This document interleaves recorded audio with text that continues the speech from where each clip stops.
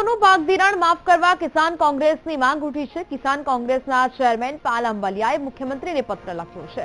રાજ્ય સરકાર દ્વારા સર્વે માટે જુદા જુદા આદેશ અપાયા હોવાનું તેમણે કહ્યું। સરકાર સર્વેના નામે નાટકો કરતી હોવાના આરોપ લગાવાયા છે। જ્યાં બે મોઢાની વાતો બંધ કરીને સહાય જાહેર કરવાની તેમણે માંગ કરી છે। 1 થી 15 ઇંચ વરસાદ છે ત્યાં સરકાર સર્વે વગર જ દેવું માફ કરે તેવી માંગ કરાઈ છે।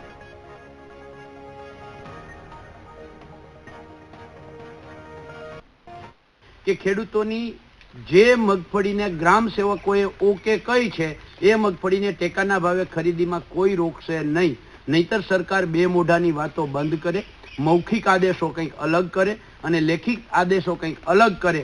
આ જે છે આ ખેડૂતો સાથે સંપૂર્ણ નાટક છે। ત્યારે રાજ્ય સરકારશ્રીને વિનંતી કરતો પત્ર લખ્યો છે કે તમારા તમામ સંસદ સભ્યશ્રીઓએ, મંત્રીશ્રીઓએ, ધારાસભ્યશ્રીઓએ ખેડૂતના ખેતરમાં જઈ અને સર્વે કર્યું છે અને એમાંથી કેટલાએ કહ્યું છે કે આ પાક નુકસાની બહુ થઈ છે, ખેડૂતોનું સર્વસ્વ લૂંટાઈ ગયું છે, એને માન્ય રાખવામાં આવે।